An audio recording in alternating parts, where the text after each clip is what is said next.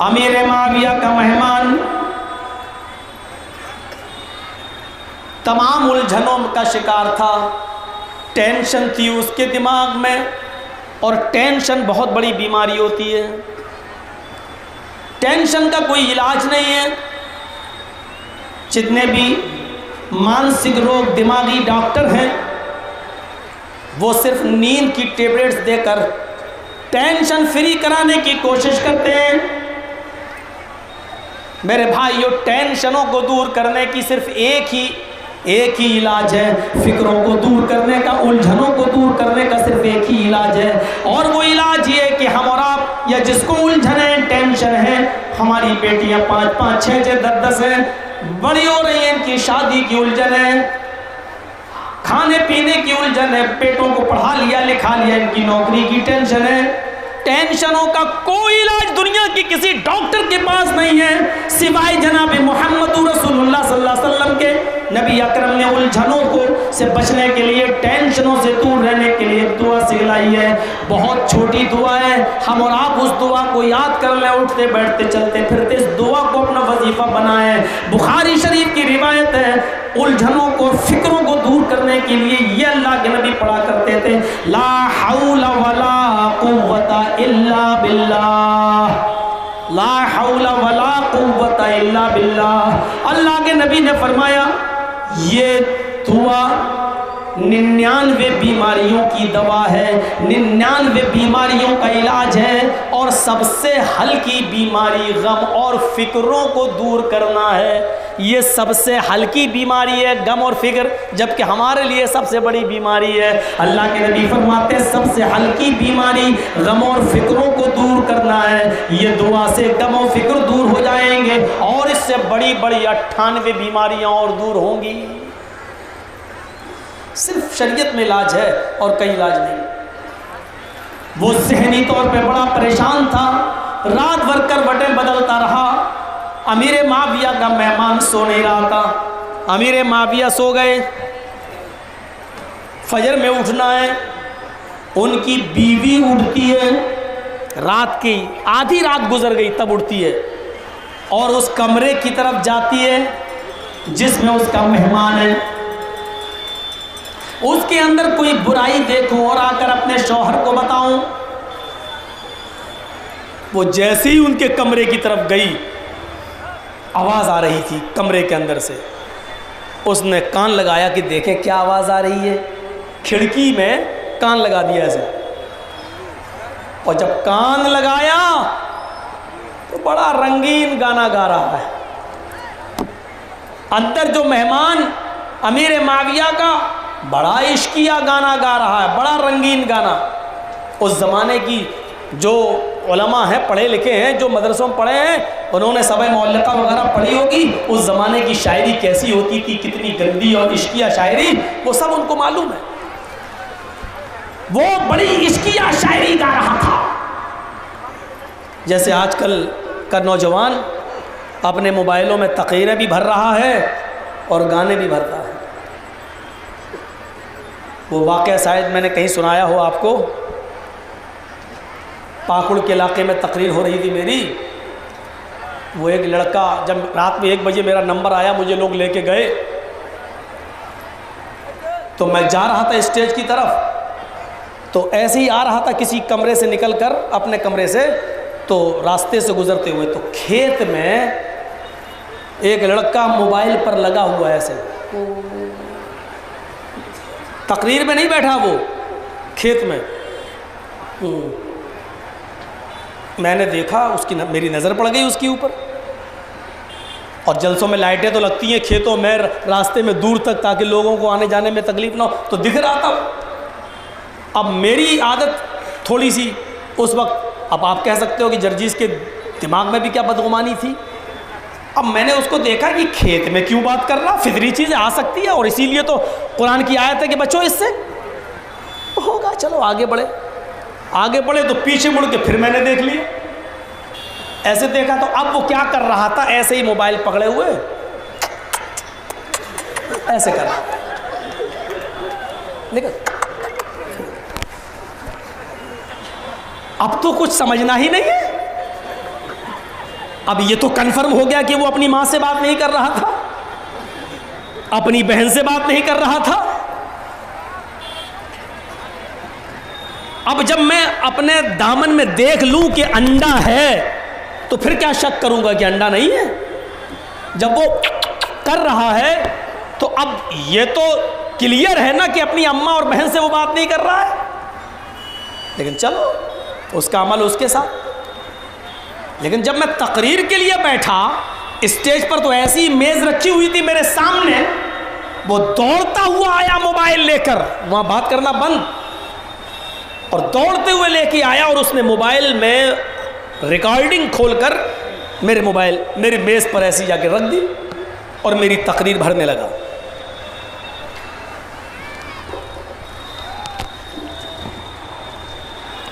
میری تقریر اس میں ریکارڈ کرنے لگا. تو میں نے سوچا کہ چلو جب تقریر میری ختم ہوگی تب میں یہ موبائل ہاتھ میں لے لوں گا، یہاں سے اٹھا لوں گا اور اکیلے میں اس لڑکے کو لے جا کر دوں گا اور اس سے پوچھوں گا کہ کس سے بات کر رہا تھا، کیا کر رہا تھا، اس کو اکیلے میں سمجھاؤں گا. یہ میرے دماغ میں تھا، تقریر میں کیوں ننگا کروں بیچارے. لیکن اس کا بھی موقع نہیں ملا. میری تقریر ہوتے ہوتے جیسی 1 گھنٹہ ہوئی اس کا موبائل آ گیا، پھر فون بجنے لگا اور اس میں رنگ ٹون جو لگی ہوئی تھی وہ گانا تھا اور میں تقریر کر رہا تھا. اللہ کے نبی نے فرمایا، جو میں نے کہا اللہ کے نبی نے 1 گھنٹے بعد اللہ کے نبی نے فرمایا، وہ موبائل وہ بھی چائنا کا موبائل بڑی تیز، اس میں گانا تیری آنکھیں جھکی جھکی. میں چونک گیا، میں نے کہا ہے یہ کیا ہے؟ میں نے یہ آواز دیکھا تو موبائل بج رہا ہے. اب میں چپ، اب میں چپ ہو گیا کیونکہ موبائل ہی بند نہیں ہو رہا تھا. تیری آنکھیں جھکی جھکی، تیری آنکھیں جھکی جھکی. اب رات کا 2 بج رہا ہے. اس لڑکے نے دیکھا کہ یہ تو میرا ہی موبائل بج رہا ہے، جلدی سے اٹھا، اپنا موبائل اٹھا لے کے بھاگا. تو میں نے کہا واہ، چلتے چلتے ایسے ہی وہ بھاگ رہا ہے. میں نے کہا واہ، مولانا جرجیس کے تو کان ہی ترس گئے تھے ایسا گانا سننے کے لیے. بڑی مہربانی ہے میرے دوست تیری کہ تو نے کم سے کم گانا سنا دیا. پھر بھاگ رہا تھا، چلتے ہی چلتے میں بھی بیٹھے بیٹھے بول دیا، رات کے 2 بجے کس کا فون آ سکتا ہے؟ میرا دماغ چکرا گیا. میں نے کہا وہی ہوگا جس کو وہ کر رہا تھا. اب دیکھیے یہ گمان ہے، بدگمانی، ہو سکتا کوئی اور ہو، لیکن وہ یہ ایسی چیز ہے کہ جس کے بارے میں زیادہ کچھ، لیکن بے وقوفی کتنی بڑی ہے اس آج کی اس ماڈرن میڈیا نے اور ماڈرن زمانے نے ہمیں کتنا بے وقوف بنا دیا. ہم پلاسٹک کے ڈبے کو چوم کر تصور کرتے ہیں کسی لڑکی کو چوم رہے ہیں. اس سے بڑا الو کا پٹھا، اس سے بڑا گدھا، اس سے بڑا میں نے بے وقوف اور پاگل نہیں دیکھا جو پلاسٹک کے ڈبے کو چوم کر تصور کر رہا ہو کہ میں کسی لڑکی کو. بے وقوف بھی بنا دیا ہے اور پاگل بھی بنا دیا ہے آج ان موبائل بنانے والی کمپنیوں نے. اب تو ہمیں اپنا علاج رانچی آنچی میں یا بریلی کے پاگل خانے میں دماغ کا کرانا چاہیے. امیر معاویہ کی بیوی جب کان لگاتی ہیں تو وہ بھی سنتی ہیں. گانا بڑا بےہودہ گانا، بڑا گندا گانا، بڑا عشقیہ گانا گا رہا ہے. امیر معاویہ کی بیوی سمجھ گئی، مل گیا شکار. اب اس کو میں اپنے شوہر کو دکھاؤں گی، دیکھو کس کو رکھے ہو. اور میرے شوہر گانے کو بہت برا تصور کرتے، ابھی اس کو اپنے گھر سے نکال دیں گے. وہ گئیں اور اپنے سوئے ہوئے شوہر کو اٹھایا. اے اٹھو حضرت. کیا ہے؟ اٹھا دیا. مجھے صبح فجر میں اٹھنا تھا. آؤ تم اپنے دوست کی کارستانی دیکھو. کیا ہے؟ ہاتھ پکڑ کے لائیں. چلو تو دکھاتی ہوں.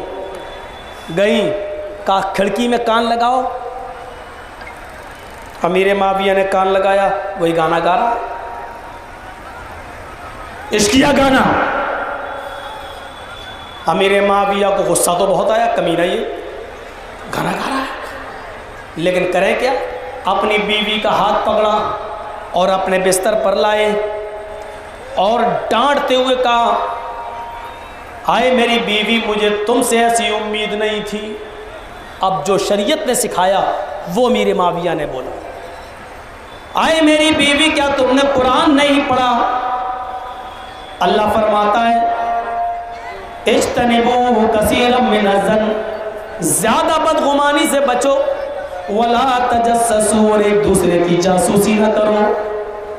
آئے میری بیوی، جب میں نے اس کا کمرہ الگ کر دیا، اس کا پانی کا برتن الگ کر دیا، اس کا وضو کا لوٹا الگ کر دیا، اور جب میں نے اس کے روم کو ہی الگ کر دیا، یعنی میں نے اس کا گھر ہی الگ کر دیا، تو تم نے اس کے اندرون خانہ کی جاسوسی کیوں کی؟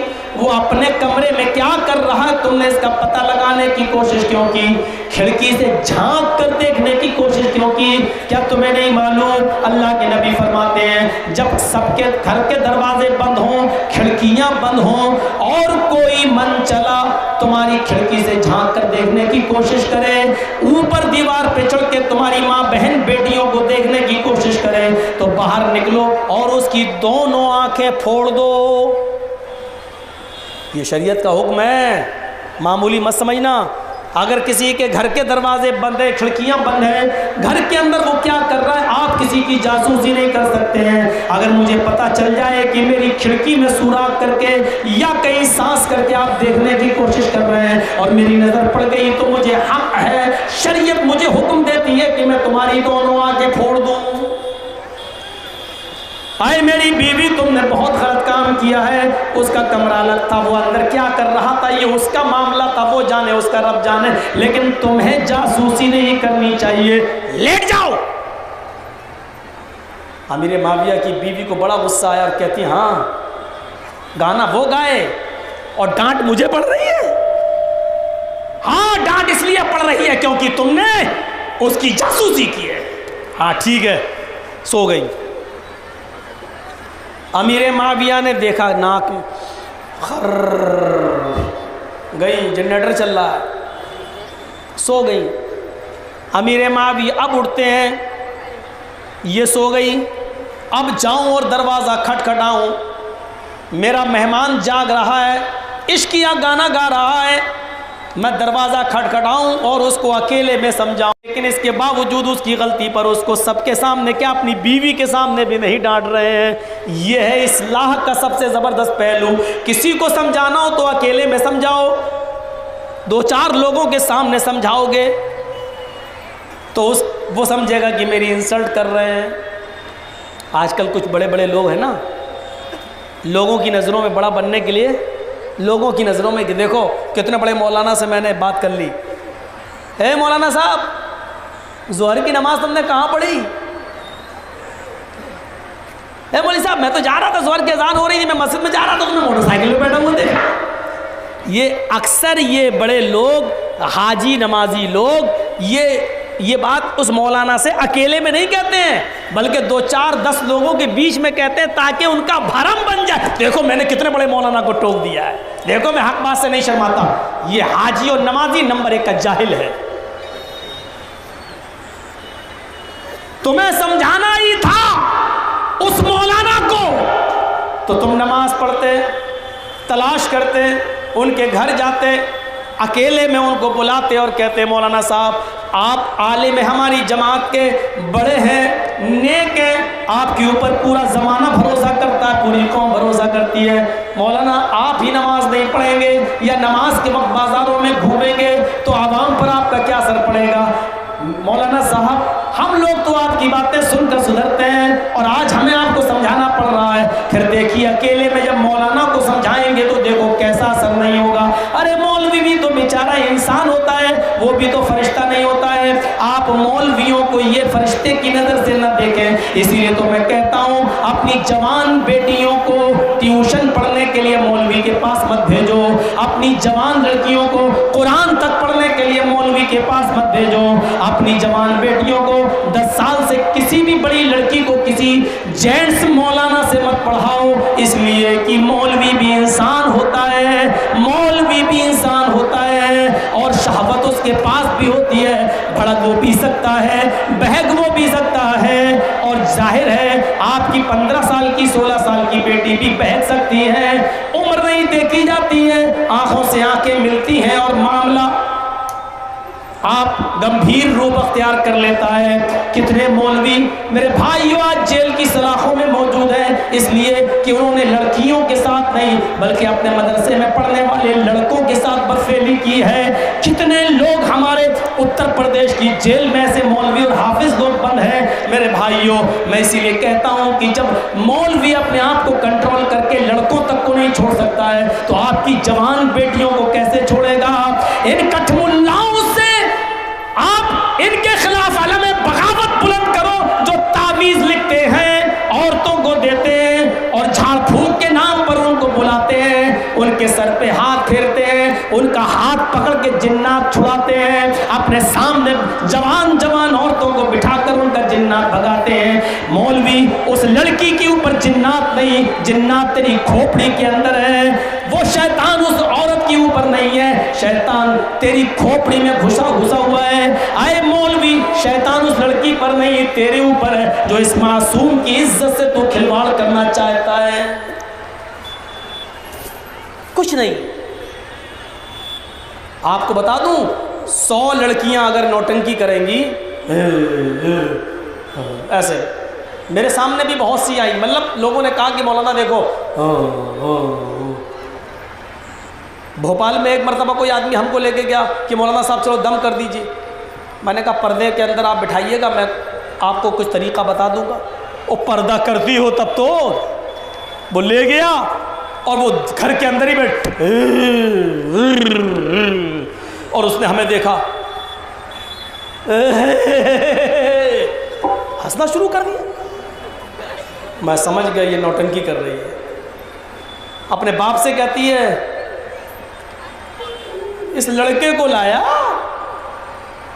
80 سال کے بڈھے میرا علاج نہیں کر پائے، یہ کرے گا. میں تو چونک گیا. میں نے کہا یہ تو بڑی خطرناک لگ رہی ہے. تو مولانا صاحب میں بڑا پریشان ہوں، 6 سال سے اس کا علاج کر رہا ہوں، پریشان ہوں. میں نے اس کے باپ سے کہا تمہاری بیٹی کو کچھ نہیں ہے. کہتا کیا 6 سال سے میں تباہ ہو گیا، برباد ہو گیا. میں نے دھول میں ایک لاٹھی ماری شاید لگ جائے، ایسے ہی میں نے کہہ دیا. میں نے کہا تیری لڑکی کو اسکول میں کسی غیر مسلم لڑکے سے پیار ہو گیا ہے، وہ اس کے ساتھ شادی کرنا چاہتی ہے جس کو تم پسند نہیں کرتے ہو، اس لیے وہ ڈرامہ کر رہی ہے. ہاں ایسی بات تو نہیں ہے، لیکن ہاں 1-2 بار اس لڑکے کو وہ لڑکا آیا ہے یہاں پر کوئی غیر مسلم، ہم نے اس کی نبض پکڑ لی. میں نے کہا اب تیری بیٹی بالکل صحیح ہو جائے گی. کہتا کیسے؟ میں نے کہا کڑھائی جلاؤ، اسٹوو. اس نے اسٹوو میں تیل بھرا. میں نے کہا کڑھائی رکھو لڑکی کے سامنے. کڑھائی میں 1 کلو تیل ڈالا سرسوں کا. جب وہ ابلنے لگا خوب کھولنے لگا، بہت گرم ہو گیا، پک کر لال ہو گیا، کھولنے لگا. میں نے لڑکی کے بھائی سے کہا اور اس کے باپ سے، میں نے کہا لڑکی کے بھائی لوگ کہاں ہیں؟ کہا یہ دونوں ہاتھ پکڑو اپنی بہن کا. باپ سے اور چچا سے کہا کہ تم اپنی بھتیجی اور بیٹی کا کے دونوں پیر پکڑو. اس نے پکڑ لیے کس کے، اب وہ ہل نہیں رہی. اور میں نے کیا کیا، وہ کھولتا ہوا تیل ایک کٹوری میں لیا، پیالی میں ایسے لیا، بھر لیا. اور میں نے کہا جلدی اس کا کان ادھر کرو. اب وہ لڑکی جس کے اوپر جنات شیطان آتے تھے کہتی کیا کر رہے ہو؟ اس کا باپ کہتا یہ کیا؟ میں نے کہا یہ تیل میں اس کے کان میں ڈالوں گا کھولتا ہوا. کہا کیوں؟ کہا وہ شیطان جو اس کے اندر گھسا ہوا ہے وہ کان کے راستے سے باہر نکلے گا. اور جو میں لے کے گیا اس کے کان تک، مجھے معلوم تھا کہ ڈالوں گا نہیں، نہ ڈالنے دے گا اس کا باپ، ہمیں مارو ڈالے گا. لیکن باپ سے میں نے آنکھ کا اشارہ کیا ہوں میں ڈالوں گا نہیں. لیکن لڑکی کو پتہ نہیں ہونے دیا. جیسے ہی میں لے کے کیا کہتی ہے مجھے کچھ نہیں ہوا، اے اللہ کی قسم مجھے کچھ نہیں ہوا. میں رک گیا. میں نے کیا ہوا؟ کہا کچھ نہیں ہوا مجھے. کیا بات ہے؟ کیوں پریشان کر رہی ہے 6 سال سے؟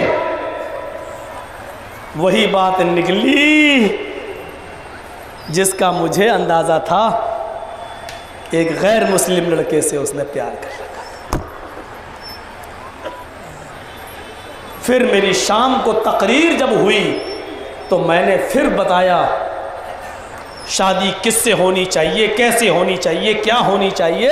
لڑکی کا باپ لڑکی کو بھی جلسے میں لایا تھا، اور جب سمجھایا میرے بھائیوں تو اس کے دل میں بیٹھی۔ آج وہ 3 بچوں کی ماں ہے، اور کسی مسلمان اور اہل حدیث لڑکے سے اس کی شادی ہوئی ہے، 3 بچوں کی ماں ہے۔ اب ہماری جگہ کوئی اور کٹھ ملا ہوتا تو کیا کرتا؟ لوٹتا چلا جاتا، پکڑتا، بال پکڑتا، جھماتا، نکال کیا کیا۔ یہ سب ڈھونگی ہے، کعبے کے رب کی قسم یہ سب ڈھونگی ہے۔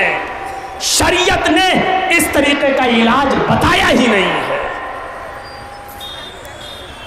آپ اپنے گھر میں سورہ بقرہ پڑھیے، 40 دن تک سورہ بقرہ کی تلاوت کیجئے۔ میں اللہ کی قسم کھا کے کہتا ہوں، بخاری شریف کی حدیث ہے، آپ کے گھر میں کبھی شیطانی اثرات نہیں ہوں گے۔ اگر 40 دن سورہ بقرہ پڑھنے کے بعد بھی اگر کوئی یہ کہے کہ میرے گھر میں شیطان ہے، کہنے والا شیطان ہو سکتا ہے لیکن اس گھر میں شیطان نہیں، شیطانی اثرات نہیں ہو سکتے۔ لیکن پڑھنا پڑے گی 40 دن۔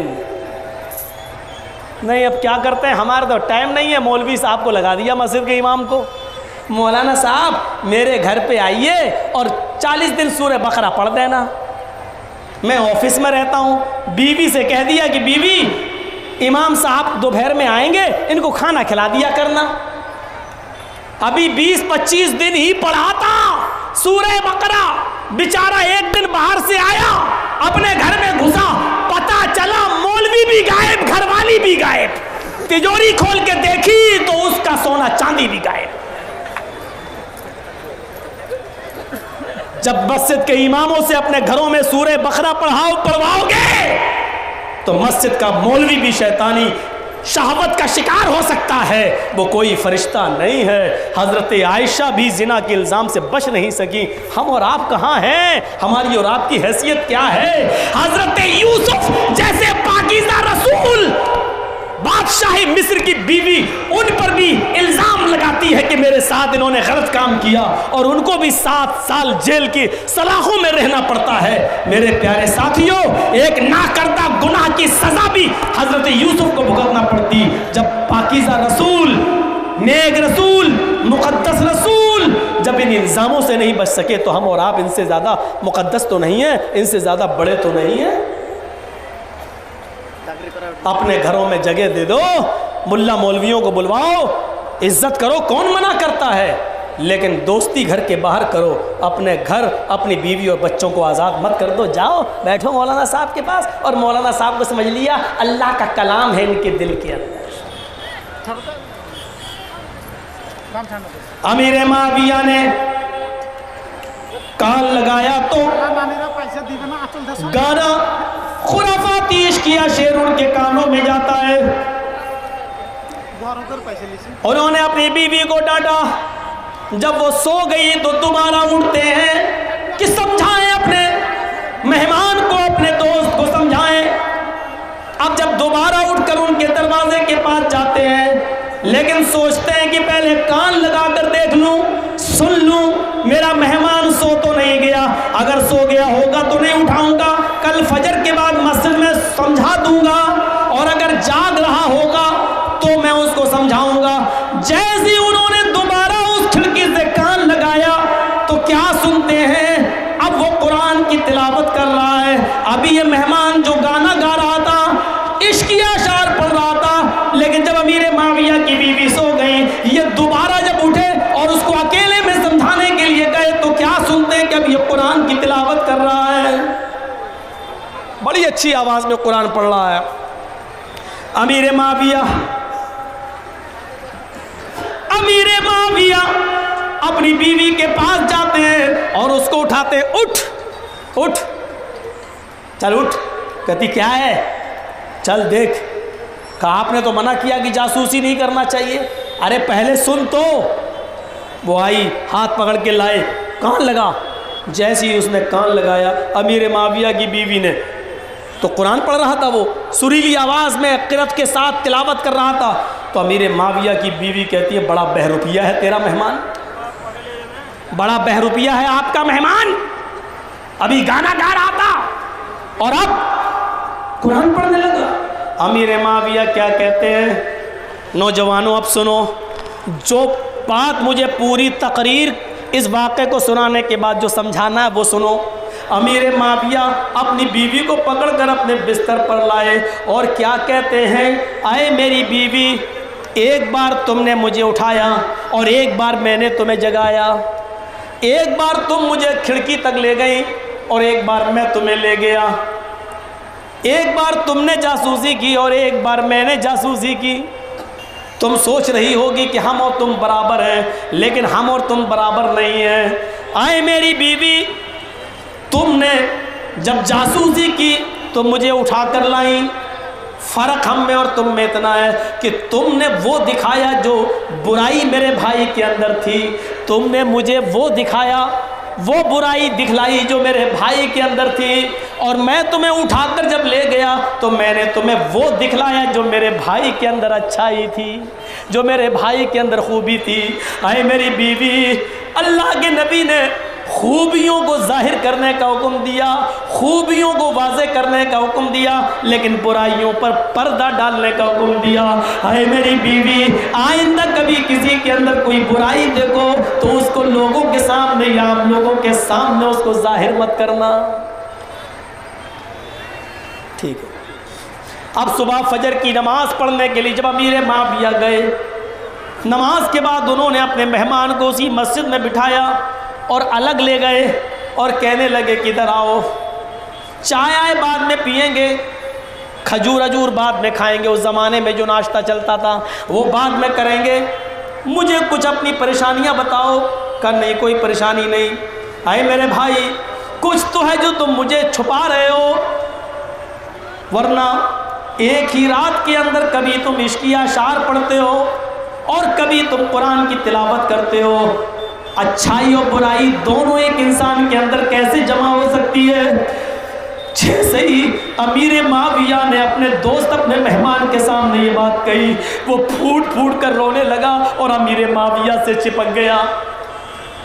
कहने लगा, अमीर माविया, मेरी ज़िंदगी में इतनी उलझन है, इतने टेंशन है, इतने तफक्कुरात हैं, इतने गम हैं कि मैं कैसे बयान करूं।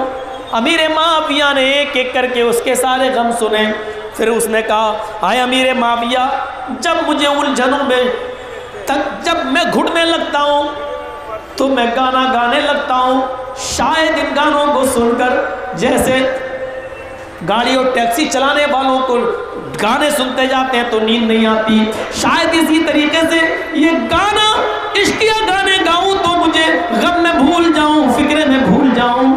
अरे मेरे माविया, जब इससे मेरा कुछ नहीं होता है तो मैं वुज़ू बनाता हूँ, 2 रकात नमाज पढ़ता हूँ, कुरान लेकर बैठ जाता हूँ। अमीर माविया ने फरमाया, तुम यही गलती कर रहे हो। आए मेरे भाई, जब तफक्कुरात, उलझने और टेंशन जब इंसान को हुआ करे तो तुम गाने ना गाया करो, इश्की अशार न पढ़ा करो। तुम्हें मालूम नहीं है, दिलों को सुकून गानों से नहीं मिलता, दिलों को सुकून फैक्ट्री से नहीं मिलता, दिलों को सुकून बड़े बड़े दौलत के अंबार से नहीं मिलता। अला बिज़िक्रिल्लाहि तत्मइन्नुल क़ुलूब, तुम्हारे दिलों को सुकून मिलता है। तुम्हारे दिलों को अगर सुकून देने वाली कोई चीज़ है तो वो अल्लाह का जिक्र है। और एक बात सुन लीजिए, जितना दौलत आपके पास होगी, आपकी ज़िंदगी में उतना ही ज़्यादा टेंशन भी होगा। आप क्या समझ रहे हैं, रात के 2:15 बजे मौलाना जर्जीस की घड़ी में जो बज रहे हैं, इस वक्त अगर आप ये सोचें कि दौलत वाला आदमी सो रहा होगा तो अंबानी भी नहीं सो रहा होगा। बेतहाशा दौलत, इतनी दौलत कि उसने विदेशों से ईवीएम मशीनों को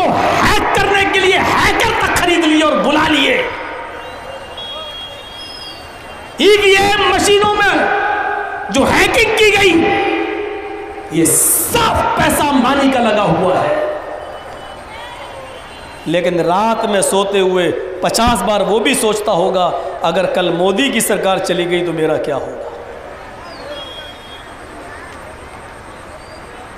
کعبے کے رب کی قسم، جتنی دولت آپ کے پاس ہوگی آپ کی زندگی سے اتنا سکون بھی چھنتا چلا جائے گا، اتنا سکون چھنتا چلا جائے گا. اس لیے اس دولت کو اللہ کی راہ میں خرچ کرتے رہو. جو خرچ کر چکے وہی آپ کا ہے، جو موجود ہے آپ کے پاس اللہ کی قسم وہ آپ کا نہیں ہے. آج آنکھ لگی کل آپ کی اولاد اس پر قابض ہو جائے گی، پھر اولاد لڑے گی، یہ زمین میری وہ زمین میری، یہ حصہ میرا وہ حصہ میرا، اتنی دولت میری اتنی. پھر آپ کی بہنیں بھی سامنے آ جائیں گی، بیٹیاں، وہ کہیں گی ہم بھی اپنے باپ کی بیٹی ہیں، میرا بھی حق ہے. اللہ کی قسم آپ کی دولت آپ کو سکون نہیں پہنچا سکتی. اسی لیے غور کرو، حضرت عثمان غنی کے پاس 100 اونٹ مال لدا تھا غلے کا، اناج کا، اور قحط پڑ گیا. قحط پڑ گیا. قحط اس زمانے میں ان کا سامان خریدنے کے لیے بڑے بڑے تاجر آئے. آپ کا 100 روپے کا مال میں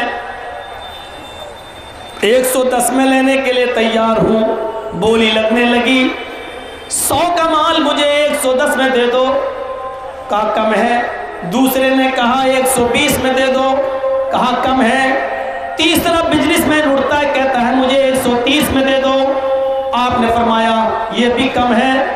ایک نے اٹھ کر کہا کہ میں 100 کا مال 150 میں لے سکتا ہوں. اے عثمان سوچ لو. حضرت عثمان غنی نے کہا نہیں یہ بھی کم ہے. لاسٹ بولی لگانے والا اڑتا اور کہتا ہے کہ عثمان میں 100 کا مال 200 میں لے سکتا ہوں. لوگ ضرورت مند ہیں، قحط پڑا ہوا ہے، بھوک لگی ہوئی ہے، لوگوں کو کھانا چاہیے، کہیں سے آ نہیں رہا ہے، اس لیے 100 کا مال 200 میں دے دو، ہم 250 میں بیچ لیں گے، 300 میں بیچ لیں گے. حضرت عثمان کہتے نہیں یہ بھی کم ہے. سارے بزنس مین اٹھتے اور کہتے عثمان 100 کا مال 110 میں کم تھا، 120 میں کم تھا، 130 میں کم تھا، 150 میں کم تھا، 180 میں کم تھا. لاسٹ بولی جس نے بولی وہ دگنے میں لے رہا ہے، 100 کا مال 200 میں، اور آپ کہہ رہے ہیں یہ بھی کم ہے. تو اس سے زیادہ آپ کو منافع کون دے رہا ہے؟ کہتے ہیں کہ اس سے بھی زیادہ منافع میرا رب مجھے دے رہا ہے. میں 100 کا مال غریبوں میں خرچ کروں گا، اللہ 1000 کا ثواب دے گا.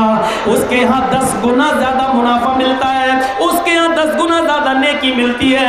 پھر انہوں نے اپنے 100 اونٹوں کو پر لدے ہوئے گلے کا منہ کھول دیا اور غریبوں میں اعلان کر دیا آؤ اور اپنے بیوی بچوں کے لیے فری میں میرا گلہ لے کر چلے جاؤ.